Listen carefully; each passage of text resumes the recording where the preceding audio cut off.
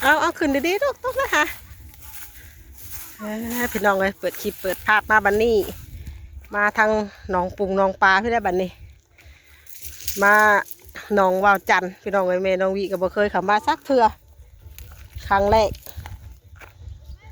เอ้าลูกน้อยเฮ็ดเดี๋ยวปุ๊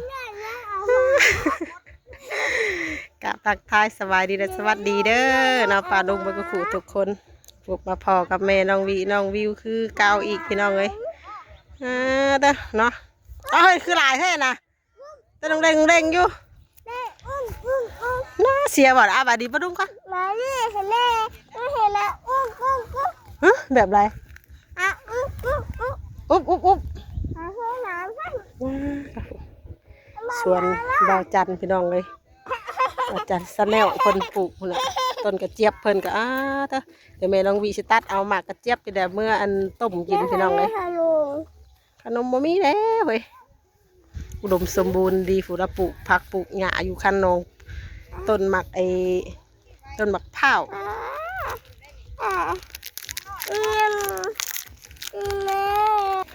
ก่อหัวไข่แล้วก็มีแต่กอยใหญ่แท้เฮ้ยนี่วันนี้กับแม่น้องวีก็ออกมาแต่จะเศร้าเพื่อนพี่น้องเลยออกมาอันขัวหมักพริกขัวเขาขัวอะไรแค่อยู่เฮ็ดกินเรียบร้อยเลยกะพากันมาลงปลาบันนะจุ่มเบิ้งเลยเฮ้ยไปพูดไปดูเบิ้งไปพูดลงหน่อยพูดไปแล้วมูพูดแล้วเฮ้ยทอดกินได้แบบนี้เลยมีค่อยเฮียใบหันแหละเฮ้ยหมักสมพอดีก็หมักกระเจี๊ยบอันเดียวกันบ่โอ้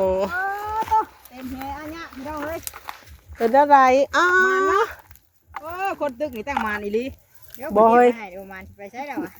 ปลาจีนนั่นบ่นี่ปลากินแลบให้ก็ปลาทูเนาะปลาเก็ดแลบปลาจีนเนี่ยพี่น้องแต่ว่ามันก็ซ้ำอยู่หรอกลื่นนั่นตอนเราเอามา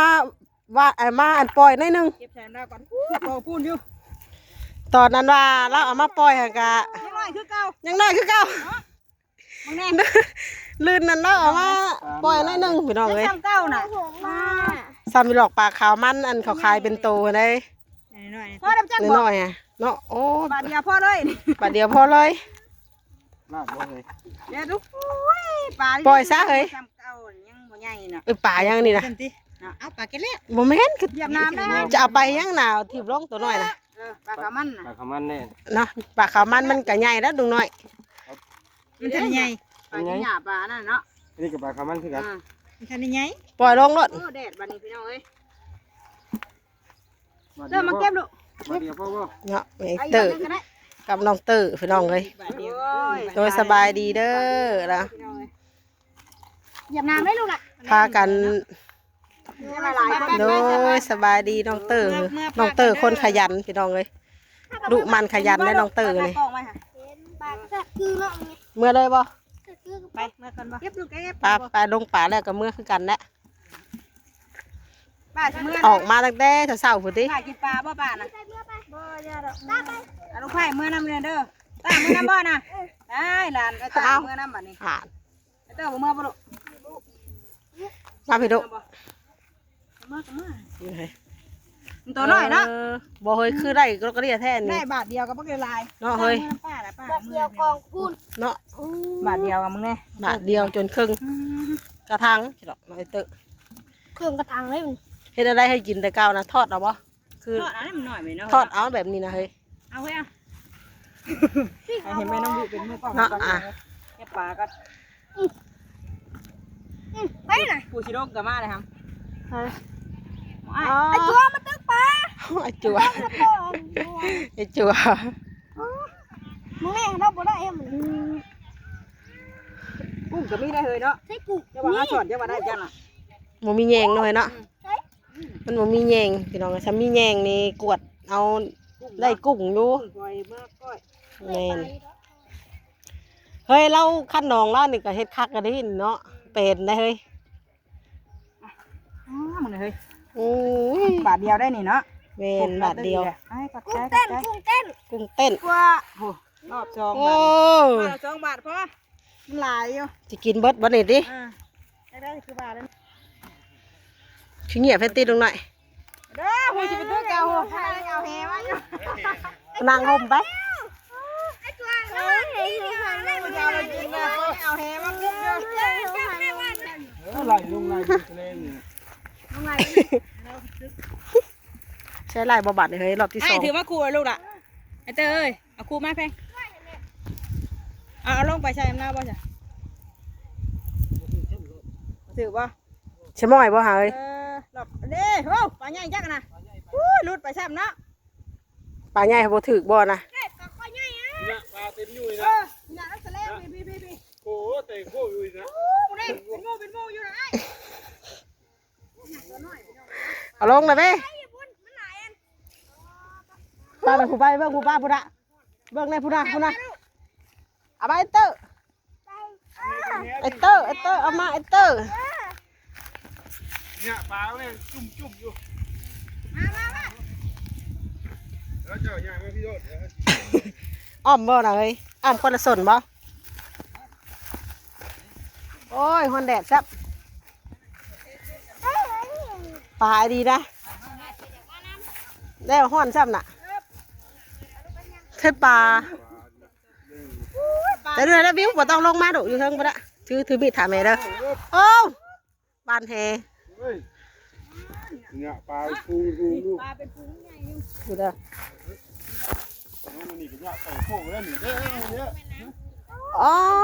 พุ่นน่ะ เนาะวันนี้อยู่แสดงนะ เป็นแพนอยู่ปลาฮะ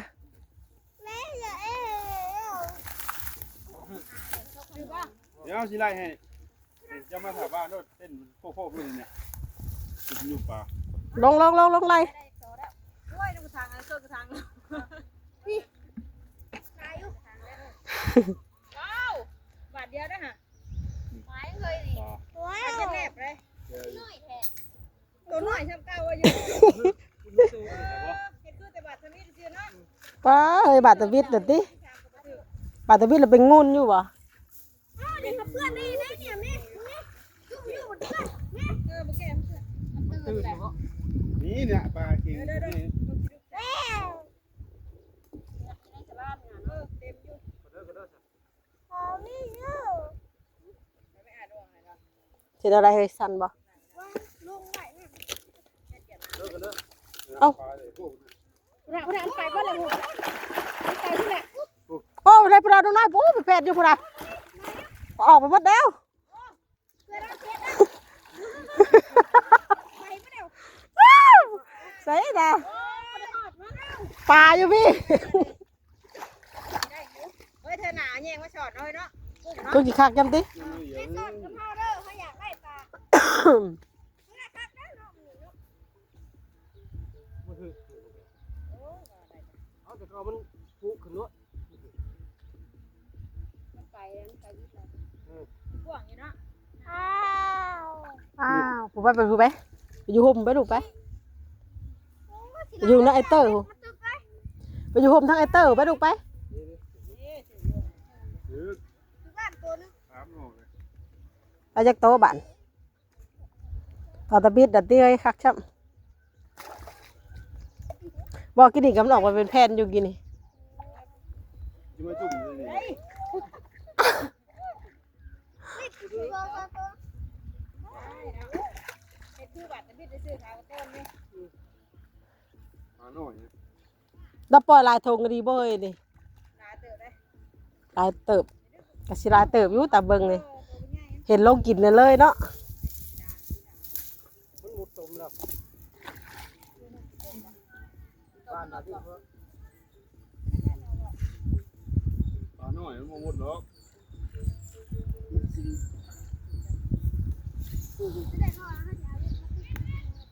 กว้างเนอะเด้ออะไรวะอะไรวะไม่เชื่อแล้ว ไอ้จั่วไอ้ควบโทอันเตอร์เลยเนาะเตอร์เนาะ แน่ไปสิปาดแม่มาซะ ปลา เมื่อแม่สิเอาหัวไข่นี่งามจับ ให้ไม่อยากให้ ปล่อยปลาวะ เอาเมื่อไปตำยินเหมียงเลย ไ เอาใครมาตำกินเมี่ยงอย่าเฮ็ดลูกบาดมือเลยเฮ็ด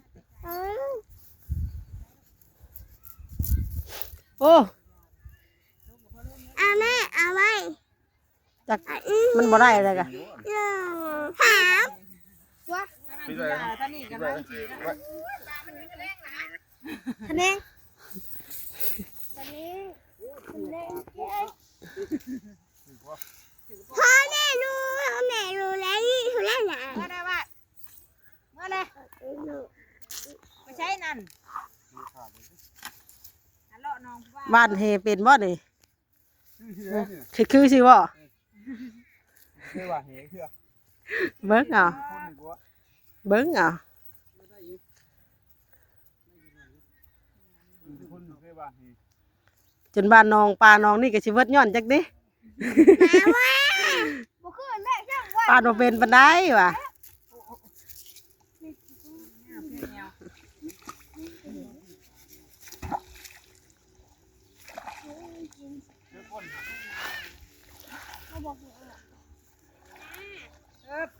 บาดเป็นหรือเปล่าบ่ ให้ได้ไรถ้าบ่ได้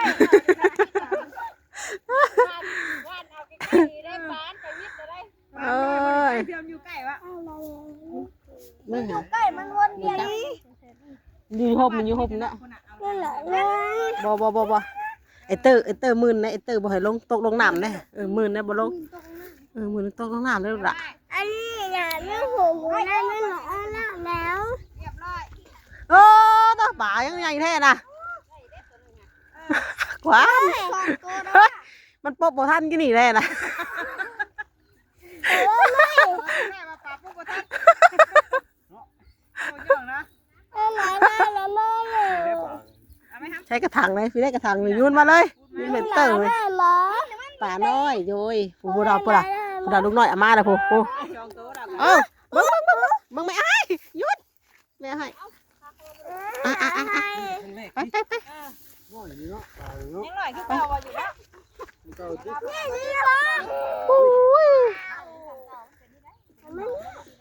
มันอาจเป็นน้ำหนองไหมเลยเฮ้ยหนองเราจกหนองไหมเลยมันแบบปลามันยังบ่นั่นแบบว่าหนองแบบว่าน้ำอันนั่นเนี่ยแหละพุ่นหลายปีพุ่นหรอวะให้น้องนะไป วันเที่ยวนะอย่างเรามันเด่นอยู่บนไม้ได้อยู่บนห้าง นะมึงเลิกข้าวมือได้มีดน่ะถือได้ลูกมีดนะ เก็บมาดิ ให้เช็ดจะส่งอีกใช่กระถางไปไม่วินจัดการมีนะชิดน้องลุ่มผมมันน้อยแห้งนะตัวเด็กน้อยอย่างนี้เอาลงไปนองผมยูนลงนองคือเก้าหลายยูนลงน้ำคือเก้าดึงแห้งใหญ่ก่อน ก็ได้อาหารก็ได้หลายเต๋อได้ เนาะตายเติบไปได้ พ่อกินเลย นี่พ่อกินอีกอยู่ต้องลาบอีกฝนทอดเอามันจังแซ่บมันจังบวข้าว อันนี้หายเลย ฮะบัดชอบว่าจังโตอ้าวรอบแรกเลยมันป๊อบบ่ทันเด้รอบสองเลยมันรู้เลยวันนี้ใบตัวทันรอบแรกมันยังบ่ทัน มาเข่งไปยังที่ห้าปล่อย ปล่อย ตอนเฮาขึ้นมาแต่ต้น ปลาเค็งก็มีบ่มันก็อยู่นี่ได้ปลานั่นน่ะมันไม่ได้ค่อยไปเลย ไปยังอันคอยเตอร์แล้วมาปล่อยจะได้ อันอยู่นี่แหละไม่ได้ไปหรอกปลานั่นน่ะเอ้าบ่ปล่อยมันมีอยู่ในป่านะป่าอยู่ในน้ำเนาะมาแล้วนี่พอแล้วเราว่ากินทุกวันเรานี่ก็ มานั่นเราไปเลยจีเราจนเมื่อแล้วจัก เราเมื่อได้ เราเมื่อได้เราลงอยู่ที่ ผู้ปลาบิ้วไปผู้ปลาไปเอาหมักอันนั้นเมื่อไปเอาอันนั้นมาตากเหตุแล้วไปเอาหมักอันโลกนะว้ายบ่อยากเมื่อบาดนี้เนาะนั่นแม่ตุ้ยว่าบ่อยากเมื่อนะ คักอันนี้ลูกข่อย ไป คักเอาหัวไข่ก่อน ทักเอาแม่มา เอาหัวไข่นะนี่งามคักอันนี้หัวไข่แม่น้องเซอร์นี่ ไม่หนามาหาไหมไม่หนา ใช่หรอ เอามาแล้ว หยาดเตยนี่หยาดได้เฮ้ยหัวไข่อึ๊บหนาหัวใหญ่แค่น่ะ ฮะ หัวใหญ่แค่ข่าเลย แค่เห็นไม่ใช่เอามันก้อนอะไรเที่ยวอยู่น่ะ เอ้พี่มันมาขางนี่เด้อป่า ตัวกระไล่ไปพุ่น แต่ขักคอยขักอันนี้ห่วงใครละปล่อยมันจะขึ้นโคนไปแล้วเนาะ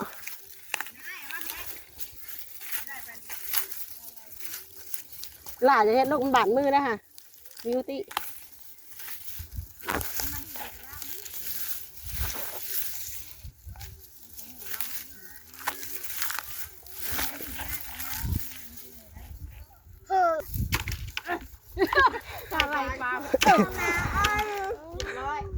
เรียบร้อยยังอ่ะออกไปบัดเรียบร้อย มันเรียบร้อย ไปเมื่อไหร่พี่ หมอยังเรียบร้อยออกไปบัดเรียบร้อย ทำมือมาเนี่ยไม่มา โอ้บัดเรียบร้อยดีว่า เดี๋ยวมาไม่หายหมู หึ ไม่หายหมู เดี๋ยวมื่อให้หมูไม่ได้กินอันนี้เลยลูกหมูมันกินบ่ได้หมูเด้งไม่ได้กินอันนี้บ่พ่อก็ต้องพ่อได้แบบนี้ดิโอ้ยประชาชนตาลูกน้อยย่าบาดเลยโอ้ กับลูกแม่ชื่อ ประชาชนลูกน้อยย่าบาดดีห่วงเลยพ่อได้ห่างกันติทำสิกินได้ห่างกันเนาะจะได้ปลาใหญ่